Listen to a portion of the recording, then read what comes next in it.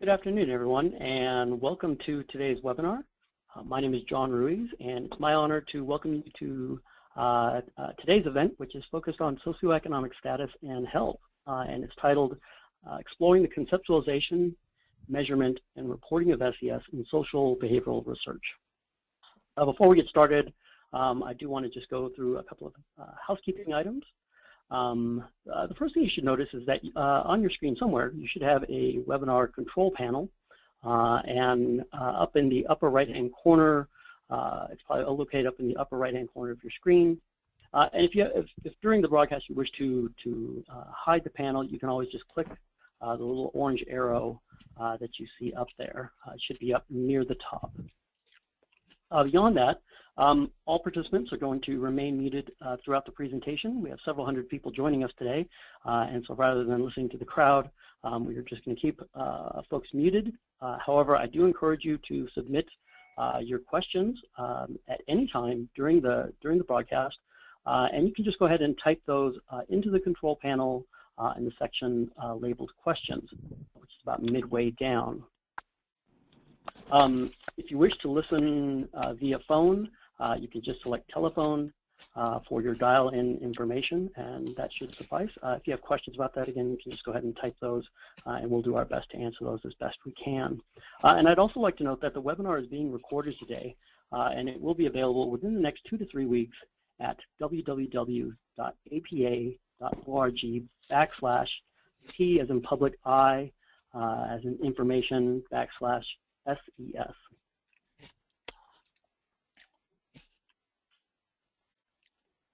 By whatever metric we think about SES, it is amongst the most robust determinants of mental and physical health and well-being. You can see a list there on your screen, hopefully, of the various ways in which it has been measured or is measured and conceptualized, all with a very robust literature supporting it as determinants of outcomes. Yet despite such broad effects, issues of poverty and class are often overlooked both by the public and oftentimes by researchers who tend to marginalize or treat them as nuisance variables to be controlled for. Recognition of this problem has led to a number of events.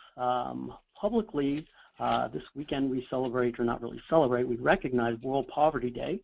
That'll be Saturday, October 17th, with events around the world, including in the United States.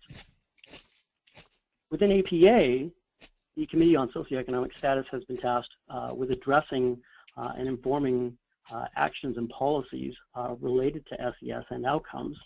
Amongst the APA Committee on Socioeconomic Status's many activities is the Stop Skipping Class campaign, which has two aims. First is to raise awareness of the importance of SES and social class, and the second is to facilitate improvements in the science of SES.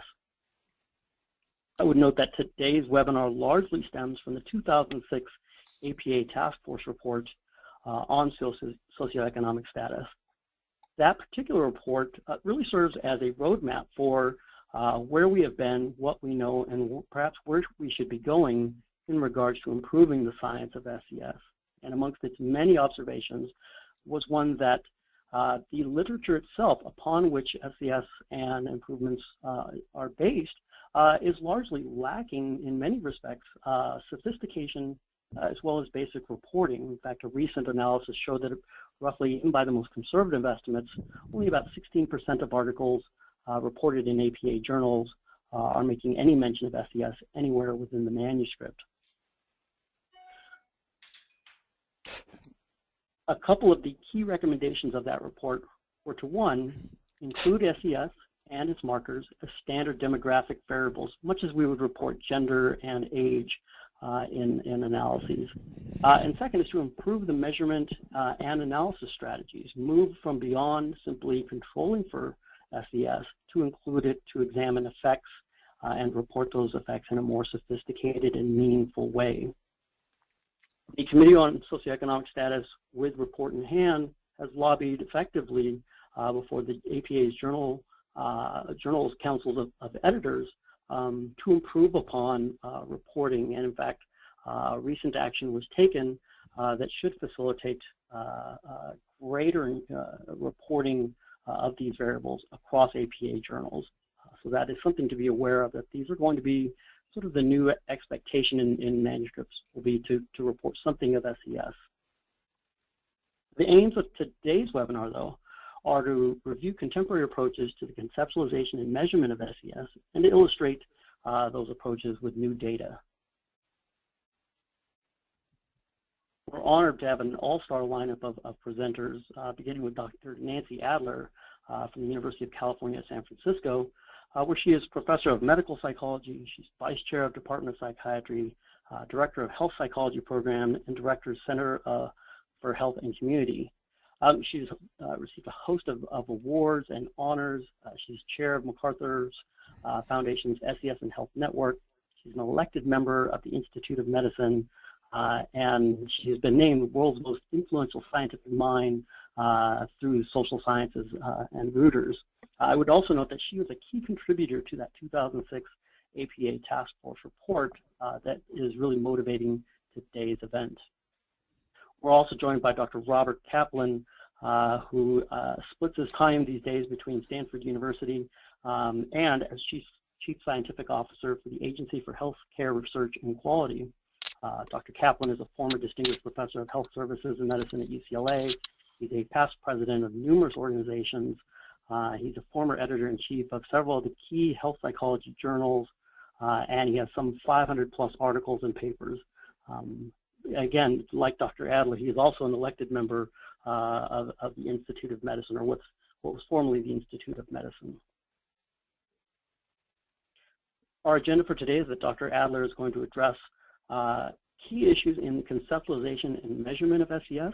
She's going to talk about resources that are available to enable our participants and attendees to better use those approaches in their work.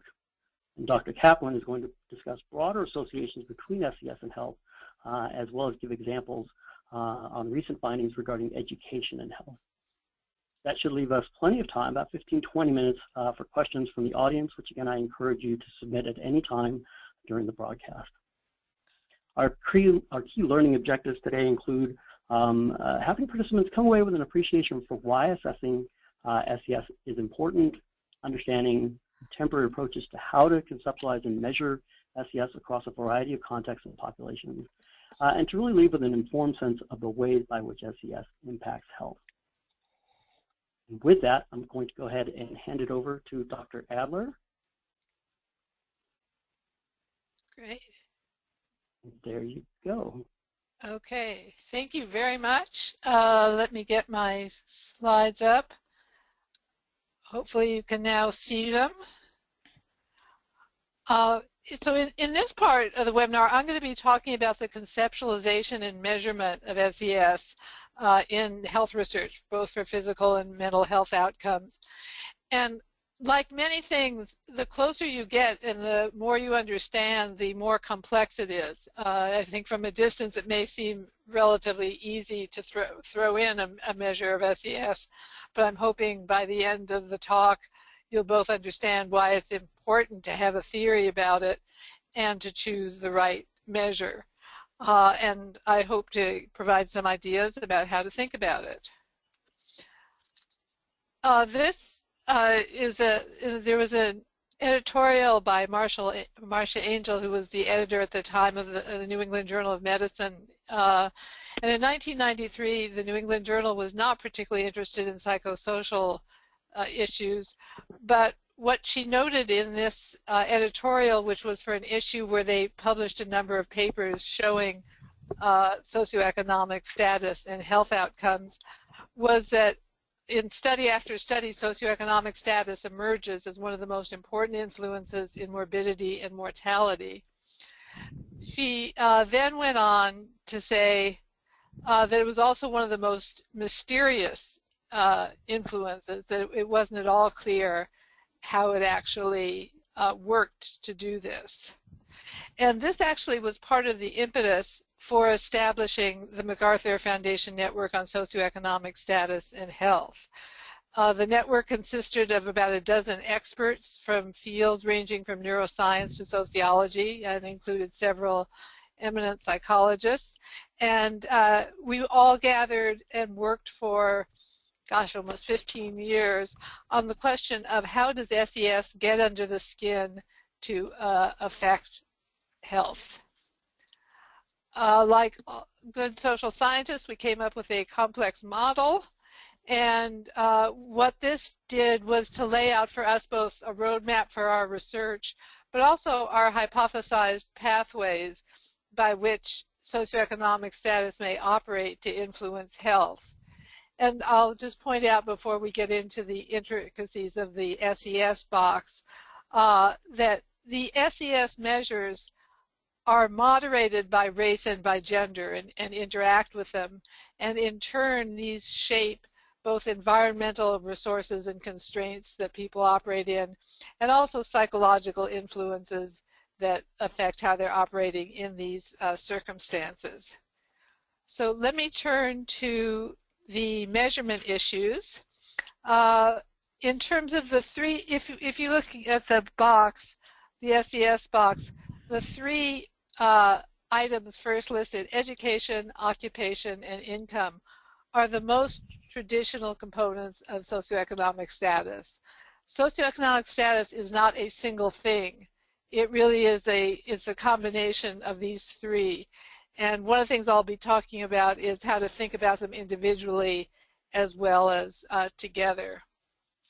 So let's turn to education. This is probably the most commonly used measure of SES in the United States. Actually, in Great Britain, where they have a longer history of measuring social class, they tend to use occupation and split often at manual and non-manual labor. But in the U.S., we much more frequently rely on education.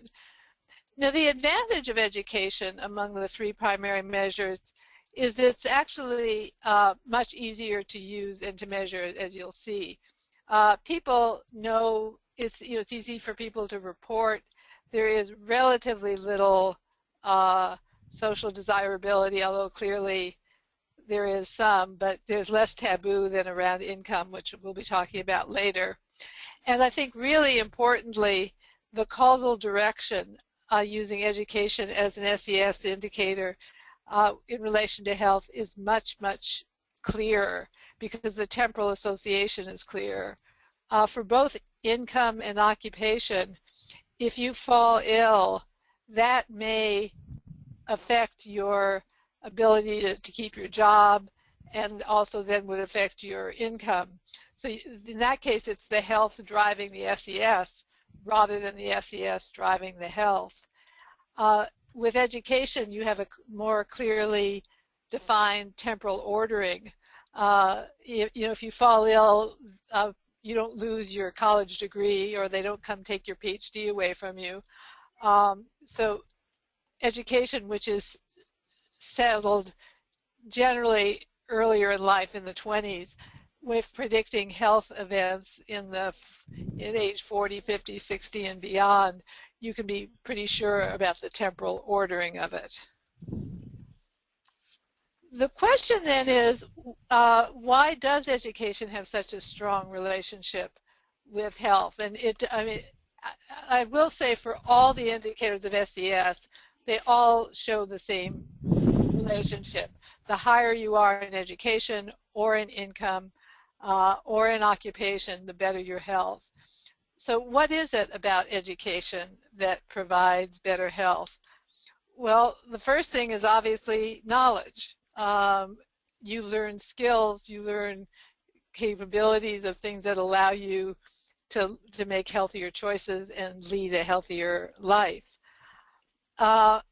If it were just knowledge, you would assume that every year of education adds a comparable degree to your knowledge bank.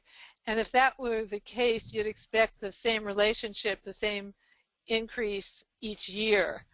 What we find, however, is that it's discontinuous at the time of graduation. So there's more of a bump up in health between 11th grade and completing 12th grade, where you get a degree, than between 10th grade and 11th grade. And I'll come back to the, well, actually, I'll point ahead that one of the reasons that may be is a credentialing effect. Once you graduate, you now have a degree. That's often opens the gates to certain kinds of employment and opportunities. So there's a benefit of the credentialing. This is sometimes referred to as the sheepskin effect, beyond just the knowledge gained for having completed those years of education. Another resource provided by education is really the environment in which it gives you entree. So if you've graduated from high school, you have a better chance of going on to college, where you're exposed to different kinds of social networks and norms about, including those regarding health behaviors like use of alcohol or smoking. Now there is something else that I didn't put in, because it is not necessarily a resource provided by education, but I think psychologists may be interested in, is that some of the association may be due to a spurious relationship with conscientiousness. We know that conscientiousness is a strong predictor of longevity, and it's also a strong predictor of completion of education. So it may be that people who are more conscientious are both more conscientious about their education and more conscientious about their health. So as I was alluding to, these are complex relationships, and it's important to, if you're interested in particularly the role of education, trying to tease these factors apart. So let me just summarize a couple things about measurement issues. One is you really have to think carefully about whether you want to assess years of schooling versus the highest degree. The advantage of years of schooling is you have a continuous measure. The advantage of highest degree is it captures the sheepskin effect. Another measurement issue, which actually we have not made much of an advance on, is also taking into account the quality of education. Right now, even to say somebody has a college degree or a high school degree is a fairly crude indicator, because that may entail very different things that it takes to get there, and also opens different doors. So if you have a degree from an elite university versus a degree from Podunk University, your life opportunities may be quite different. But we don't yet have a good way of classifying quality of education. Okay, let me move on then to the second component of SES. Beyond education is income or financial resources more generally. And the first issue here is whether you're interested in income versus wealth. Wealth is actually more predictive of health, in part because it is a more stable measure. People who have greater wealth have more opportunities, and they have them over time. It turns out that income is quite volatile, and a fair fraction of the population experiences drops and unfortunately less often increases that are unanticipated in their income. So that if you're looking at income at a given time, it may not be a stable indicator of financial resources. Another issue that comes up is whether you're interested in absolute versus relative income. And this has to do with, again, different theories about what SES gets you in relation to health. So absolute income matters a lot for what you can buy, and it probably matters a great deal at the bottom of the income ladder. If you need money to be able to buy necessities.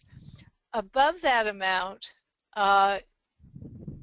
it may be that relative income is more powerful, because the same absolute income will have very different meaning depending on whether you're in a more affluent setting versus one where that amount of money actually puts you close to the top. sitting here in San Francisco, where house prices have become astronomical, knowing somebody's absolute income does not necessarily translate into their relative buying power, and really it's their relative income that becomes much more salient.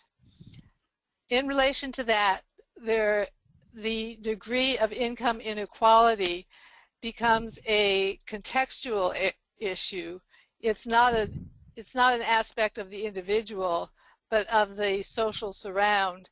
And as you know, we've had a tremendous growth in income inequality in the United States, where the upper 1% has been accruing a far greater share of income and wealth.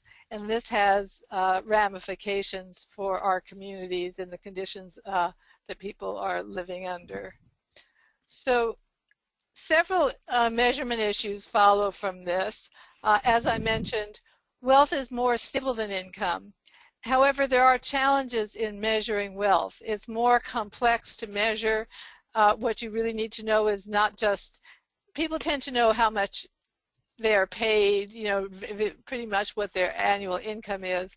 For wealth, they need to know the value of whatever assets they have, and then you need to subtract out debt or mortgages to know what their actual wealth is. Another complication is whether you are interested in personal or household income. And if you're measuring household income, you need to adjust for the size of the household so that the same income, if it's for 1 or 2 people, has very different implications than if it's supporting 7 people. Another issue that comes up in terms of measurement of income and wealth is social desirability. People are very hesitant to say how much money they have or how much they're earning. Some of this is just our societal taboo about discussing money.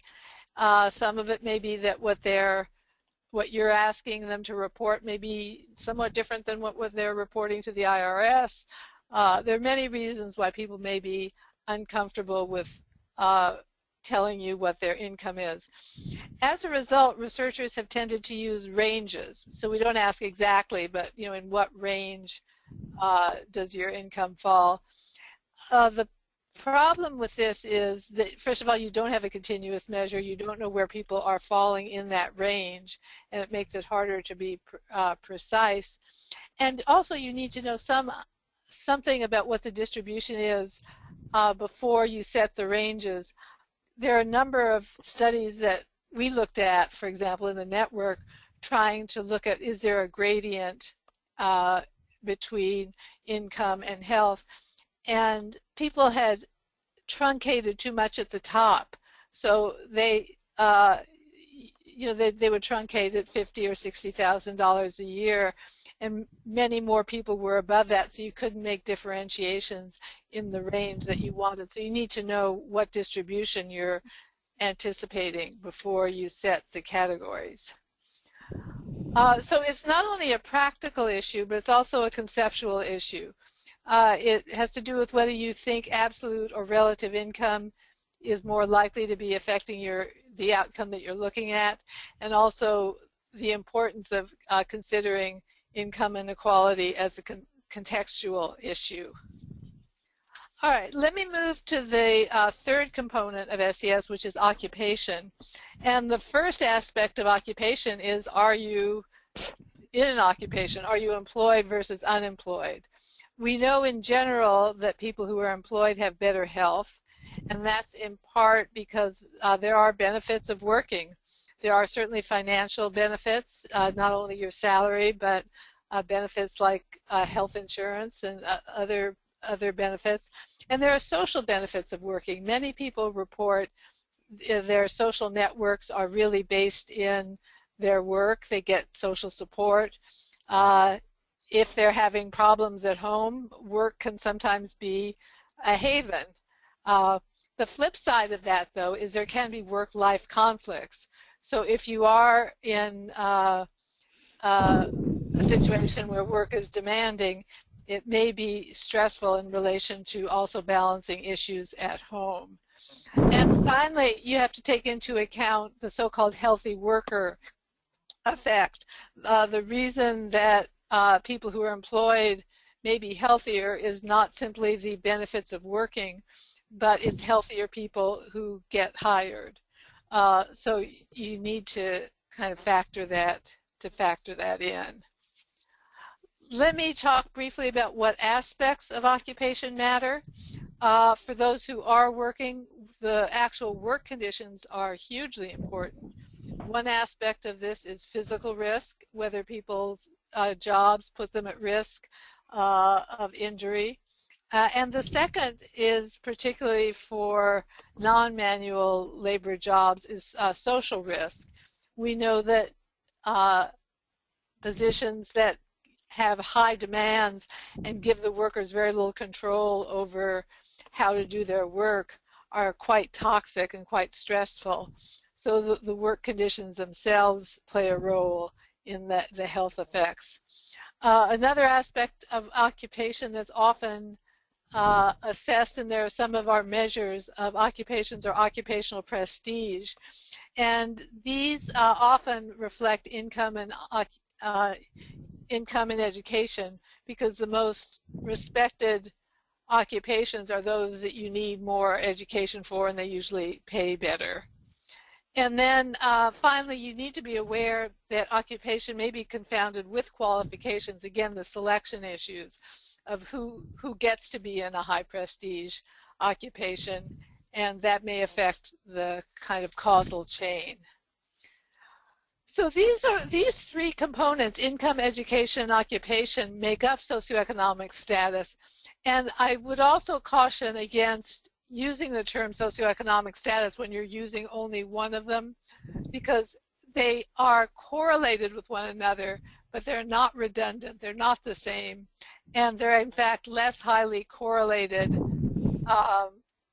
for women and for people of color, particularly education and income. Education buys you less in income if you're female or from a disadvantaged group. But so what some researchers do is, if they're interested in SES writ large, they'll create a composite which will combine income, education, and occupation. Often, though, just simply looking at the mean of standardizing them and looking at the mean. And it's not clear whether some of those, like how the weighting should actually happen for those. In the network, one of the things that I was particularly interested in was subjective SES, and we developed what's become known as the ladder, because we didn't want to use value-laden terms. If you ask people, are you middle class, lower class, upper class, that's heavily value-laden and may affect how people report. So the ladder was intended to be a more neutral way of asking the question. People are shown a ladder and asked the following. Imagine everyone in the United States is somewhere on this ladder. Those at the top are the best off. They have the highest income, the most education, and the best jobs. Those at the bottom are the worst off. They have the least education, the least income, and the worst job or no job at all. Where would you place yourself on this ladder? It turns out that, like self-rated health predicts mortality even when you control for every known objective indicator in lab tests, so too does the subjective SES. It tends to predict a whole range of health outcomes even when you control for objective SES. This is just one report from Pete Generos did an imaging study and found differences in gray matter volume in a part of the brain that modulates stress. So it looks like the SES ladder may be capturing a couple of things. One is it may predict better because it allows people to tell you the nuances of what income, education, occupation mean in their lives. So if they did graduate from a more or less prestigious high school or college, they can take that into account when they're doing the ladder.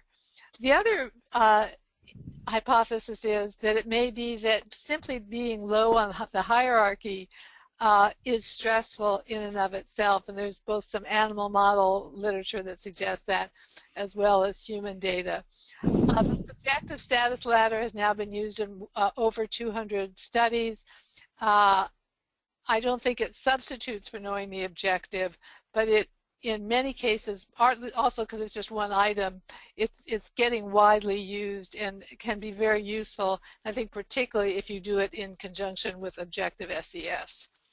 So in closing, I just want to say the key consideration is what your theory is about the role of SES.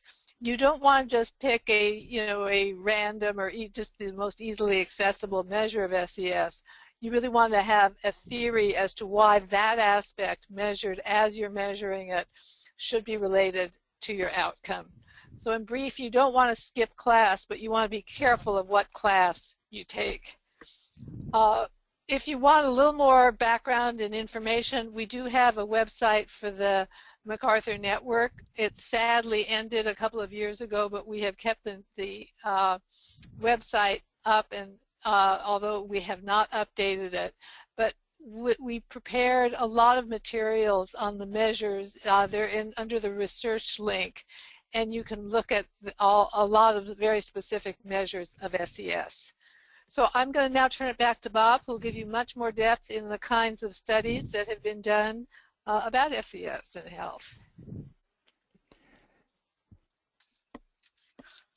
And while we make the transition, I just want to remind folks that they can feel free to submit their questions just via the portal. Thank you.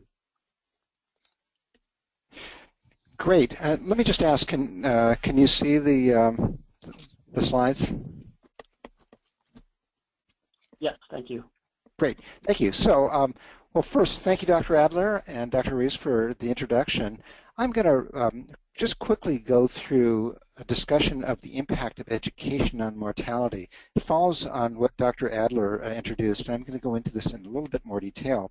But before I do that, I just want to discuss briefly with you the NIH mission statement. As many of you know, I spent 3.5 years as one of the associate directors at the NIH with responsibility for the behavioral and social science programs.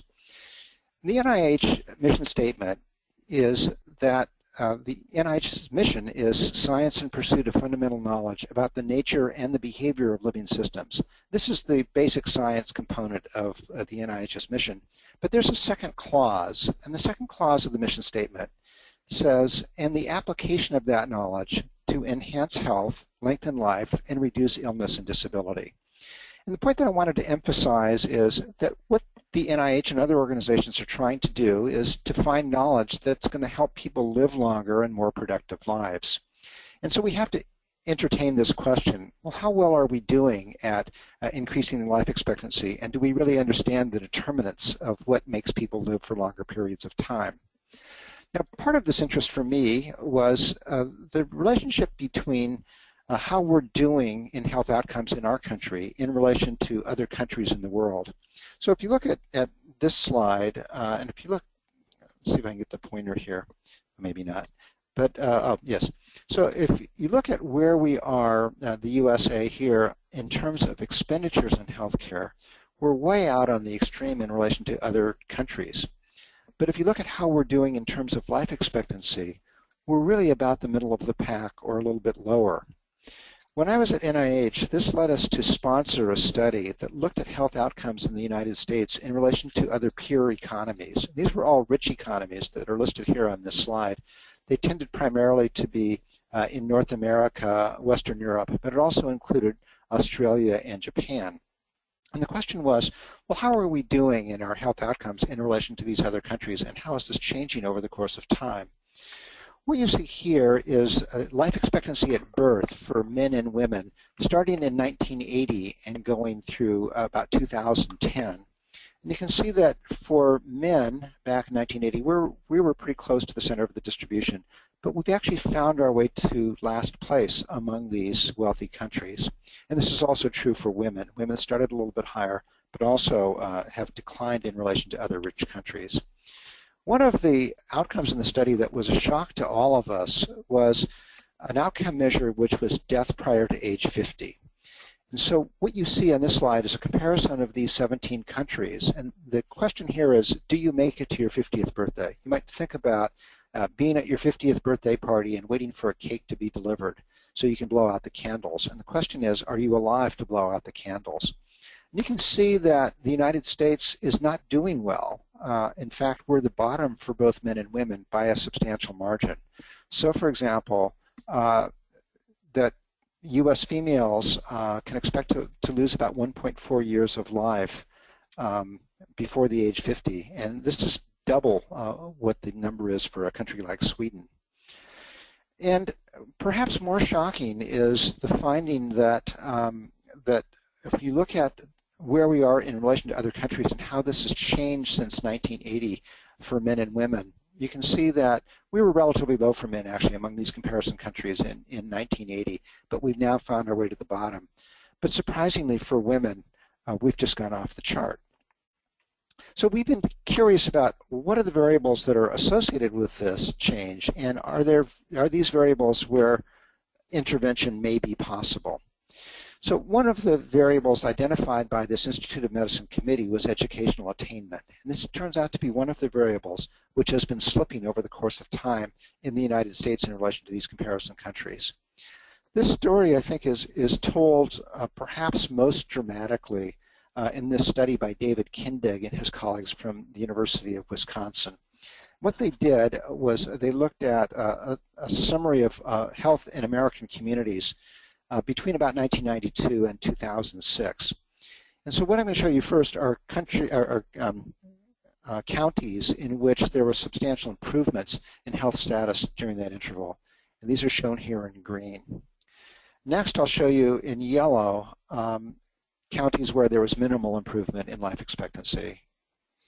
But surprisingly, now shown in red, that female life expectancy in the United States actually declined between 1992 and 1996 in 42% of the counties in the United States. And in fact, educational attainment was the strongest correlate of this decline in the data set that they had available to them. We also know that disparities are correlated. So for example, if we look at disparities in life expectancy by state, which is on the x-axis in this chart, and white-black disparities in life expectancy is the y-axis, and disparities in math performance at the 4th grade on the x-axis. At the state level, these are highly correlated, again suggesting that there's a relationship, and I'll get back to the potential causal relationships as we go through. We also know from a variety of studies that the failure to graduate from high school or from college differs by a socioeconomic group. And so, for instance, if you look at the number of people with less than a high school education, that there are fewest among white, and these are women, and a little bit higher among African Americans, and then highest in the Hispanic groups. And similarly, at the other end, if we look at the probability of obtaining a college degree, highest for white women, intermediate for African American women, and lowest for Hispanic women. And when we look at how this relates to life expectancy data, at least the life expectancy educational attainment issue looks something like this. So here on the left side, if we look at the changes in life expectancy, and this is just by year, it turns out that it's declining most, or it's getting larger as a function of time. The relationship between the hazard of premature death and education seems to go almost through the highest levels of education. And so these are the hazards of death between the years 1997 and 2002 in studies that link the National Health Interview Survey to the National Death Index. And so those with less than a high school education have the highest risk of death. And then this continues almost linearly through the highest levels, that is MD, PhD, or DDS degrees. Now, Dr. Adler mentioned before that there may be a credentialist component to this. So it's not just linear as a function of number of hours of curriculum that people are exposed to, but that getting a credential or a particular degree may contribute to this. And so, for example, if we look at the log odds of survival, in this case non-Hispanic men and women, you can see that in fact there's a discontinuity around graduation from high school, and perhaps another one later. And this turns out to be also so, but perhaps more pronounced for non-Hispanic blacks. This data comes from Mark Hayward at the University of Texas. We recently had an opportunity to use data from the REGARD study. The REGARD study is a big national study of prediction of stroke in African American and white individuals in the United States. The data set has about 33,000 adults in it. And what we looked at was the relationship between educational attainment and probability of dying of any cause within a study of an interval of 10 years. So what you can see on the left side is the crude rate, and you can see that it's very graded, so that the lowest probability of dying accrues to people with college degrees, and then it's a little bit higher for some college, a little bit higher for high school, and then higher yet for those with less than high school. And then we adjusted for all sorts of things statistically. So if you adjust for all the demographic variables in this data set, it attenuates this relationship, but it's still linear. If you adjust for income, attenuates it a little bit more, but still quite linear. You adjust for every biologic variable in this data set, and there are many, many of them. So all kinds of measures of cholesterol, blood pressure, heart function, and so forth. Still doesn't make the relationship go away. And then if we add to that in the model behavioral factors, cigarette smoking, and a variety of exercise variables and dietary variables, it still won't go away, although it's attenuated. And so, again, this relationship remains with all sorts of statistical adjustments. So the question is, well, why? What drives this relationship between educational attainment and life expectancy? And I think the best answer is we really don't know. But there's some interesting hypotheses. So, for example, these data that come from David Cutler and his group at Harvard look at the relationship between years of education and a variety of health habits. So in the upper left, cigarette smoking actually plummets quite dramatically as people have more education than high school. Body mass index similarly declines. People tend toward thinner bodies as they have more years of education. Engagement in physical activity continues to increase through the highest levels of education. And then number of days that people had 5 or more drinks in the last year declines as people have more education, suggesting that there may be a relationship between education and health habits. But one of the points that I find most interesting is that people continuously say, well, it must be because that educated people are wealthier, thereby getting better health care. And so we're just in the final stages of doing an analysis of a data set called the Medical Expenditure Panel Survey, where we have a longitudinal cohort of about 33,000 people in the United States. And we're looking at the relationship between all kinds of variables and health status. This isn't death, but it's an index of health. And it turns out that educational attainment is related to all sorts of things. It's related to being uninsured, family income, physical limitations, and then the number of office visits. But we've done a ton of controls, and it turns out that when you remove medical care and even the quality of medical care people get, it doesn't make this relationship go away. So it doesn't appear that it's better health care that's driving the difference. I just want to sort of take a few minutes to try to put in perspective why I'm personally so interested in this issue.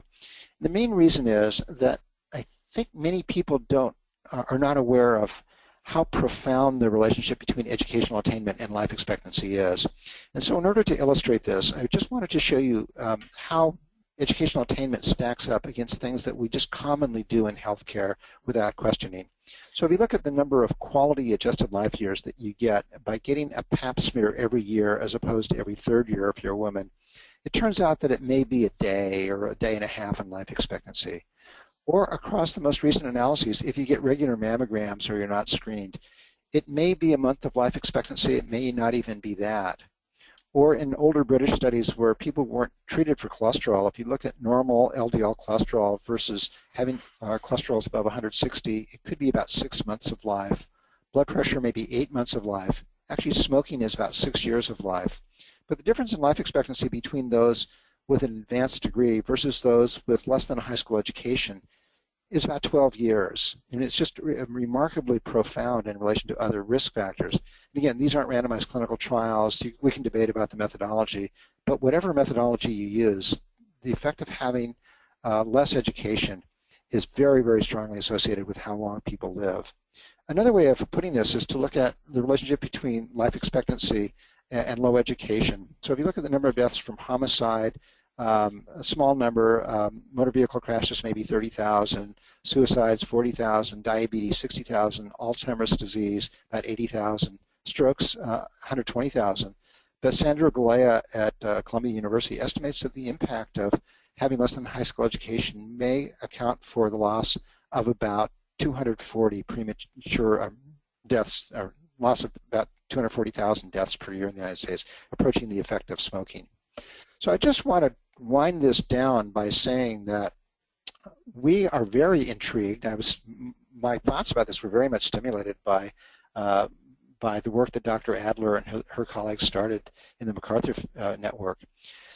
If we think about what we're getting in return for the almost $3 trillion that we spend in healthcare each year, you might look at it like this, that if you look at, well, what makes people healthy? It's been estimated that healthcare accounts for only about 10% of that. Behaviors might account for half of that, and then the other 40% are factors outside of these two, genetics and other factors. But if we look at where we're spending our money, we're spending about 97% of that $3 trillion on healthcare, and we're only spending about 3% on factors outside the healthcare system. So if you think about it this way, we're spending about 97% of that $3 trillion chasing perhaps 10% of the variance in what might affect the outcomes. And we're spending about 3% on what might contribute to the other 90% of potential outcomes. So we don't have causal studies. It's very early in the process. But if you look at something like this, that on an international level, if we look at changes in the number of people who have college degrees, for example, over the interval of 1970 to 2010 on the x-axis versus changes in life expectancy on the y-axis, there is roughly linear correlation. Countries like South Korea had terrible life expectancies for women in 1970, and now actually the life expectancy for women in South Korea is close to 90 years. Very similar story in Singapore. So I think many of you know that I'm a Californian, and so at the end of these talks I always have to quote the great Jerry Garcia from the Grateful Dead, who said, "Someone has to do something." And it's just incredibly pathetic that it has to be us. So thank you for allowing me to participate, and I hope we've left some time for questions.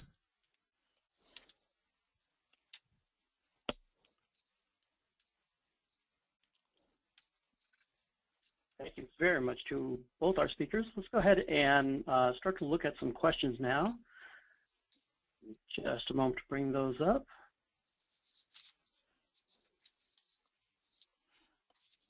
Okay, we've received a bunch of questions and more are coming in. The first question I think is best for Dr. Adler. This one is, please define relative income. Is it only connected with buying power? Sure.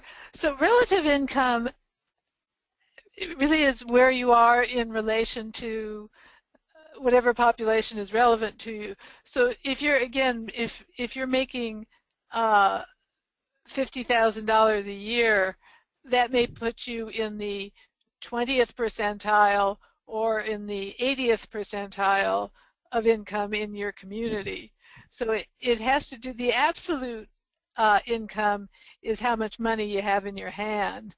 The relative income partly will affect your buying power because you are competing against people who have more money, but it also just tells you where you stand in relation to others. Our next question is, how can work affect physical health? In other words, the questionnaire is asking or pointing out that not having time, that going to work actually reduces time for other sort of pro-health activities. And this could be for either of you.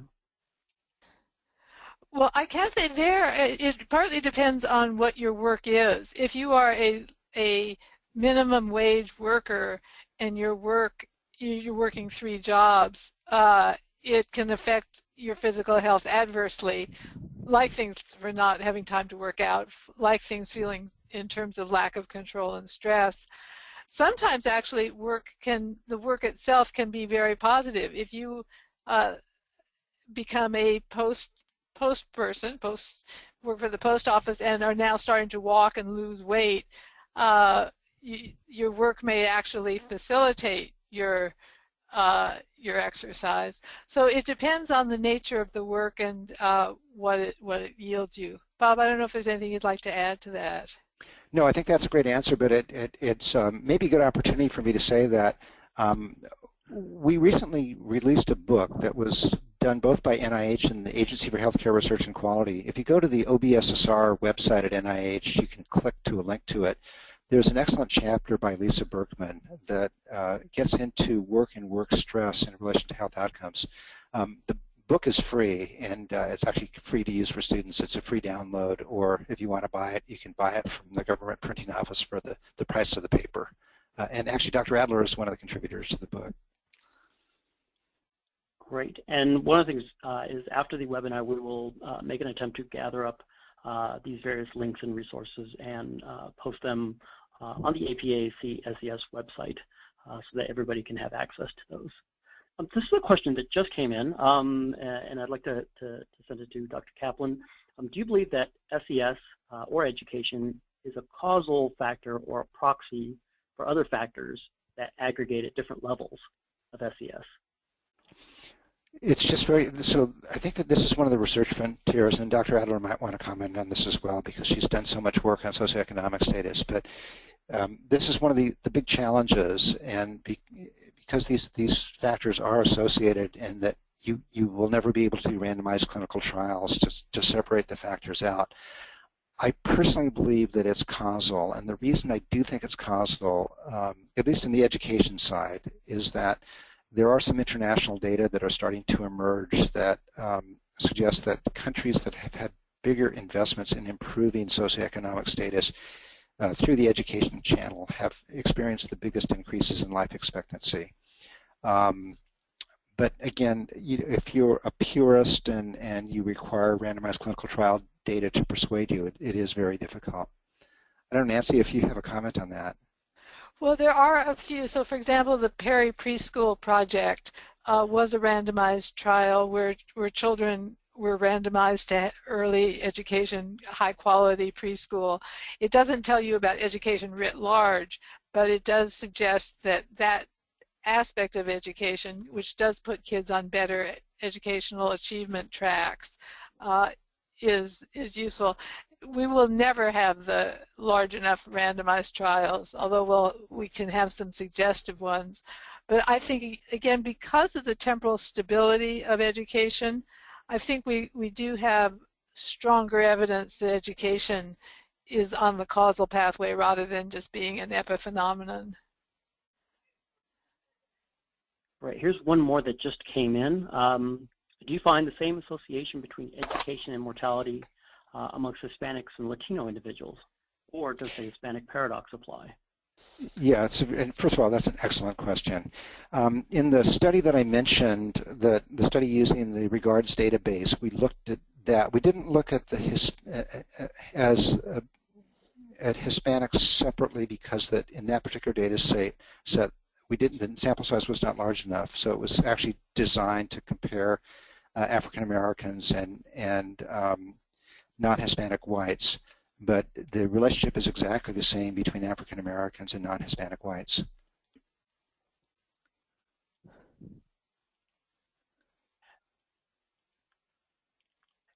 Do you think then, Dr. Kaplan, so looking at the relationship between non-Hispanic blacks and non-Hispanic whites, do you think that generalizes to Hispanics, or do you think there might be something different there? You know, my guess is that, again, I don't have the data to make the argument firmly, but from what we've seen in a variety of different analyses, we think that it applies across the board. And again, the reason that I became so interested in education is that education is a variable you can do something about. And so it is a variable that we can invest in, we can improve the quality of education and so forth, where there are other variables that what epidemiologists call non-mutable, so that they're things that you can't intervene on. Yeah, I can add, there's an interesting study that was done in Mexico. It started out being called Progresa and then became Oportunidades, which was an income transfer program. And on the baseline data for the sample, which is the poorest 10% of the entire population of Mexico, in some of the particularly rural villages, the women who were relatively wealthy, you couldn't call them wealthy because it's the lower 10%, but who had relatively more income than their neighbors, actually had higher blood pressure and poorer health. But education actually buffered the effect of that. The more education they had, the healthier they were. So it suggests that these may sometimes, especially in very poor communities globally, these may operate a little bit differently. And Mexico is one of the countries, so if you look on the international basis, Mexico has increased their life expectancy quite significantly. Life expectancies everywhere are increasing, but they're increasing relatively rapidly in Mexico, and Mexico is a country that has increased their post-secondary graduation rates. Very interesting. I think we have time probably for one more question. Let's see. I'm going to use my chair's prerogative and say that let's go with this fourth question. Is there any evidence to suggest that responses to the subjective SES ladder are influenced by the experiences of relative deprivation? That's a really interesting question. We've been trying to figure out what it is that is affecting people's placement of themselves on the ladder, because it's still mysterious as to why it should have such a powerful effect. We've been controlling for things like negative affect, which could be a confound because it could affect both where you place yourself on the ladder and where you place yourself on self-rated health, although it relates to biological effects. It would be very interesting to look at the question of context. And I'll have to go and look and see whether there are any current studies that have done that, but I think it's an excellent question. Let me just pitch in one thing. This is an analysis that we just did. It's not published and it's in the early phases, but Dr. Adler mentioned this, how strong self-rated health status is as a predictor of life expectancy or longevity. We just did this analysis using one of the big national databases, and that we looked at, if you could ask one question that would be used to inform you about how long someone has left in their life expectancy. It would be, do you have high cholesterol? Do you get regular mammograms? Do you have high blood pressure? And so forth. Or what's your self-rated health? Or do you rate your health as excellent, good, very good, good, fair, or poor? And did you graduate from high school? Well, it turns out that those questions, self-rating your health as excellent or very good, or conversely, rating your health status as poor, and did you graduate from high school, actually give you significantly more information about how long someone will live than their blood pressure and their cholesterol and so forth. We just thought that was a very intriguing finding. Well, I think one of the things we're learning today is that while a lot of advances have been made, there's still a lot of unanswered questions, and things are breeding new questions as populations emerge in prominence. I want to thank both of our panelists today, Dr. Adler and Dr. Kaplan. I also want to thank the audience for coming and participating and asking such great questions. Here's just a brief list of resources that you might find helpful. I've been speaking with the staff offline. We're also going to go ahead and try and get our panelists to answer each of your questions that were submitted, and we will be posting those shortly and getting back to you. But once again, thank you everybody for your time, and good luck out there measuring SES and making an impact. And remember, Saturday is World Poverty Day. And finally, thank you to the APA staff for supporting us today.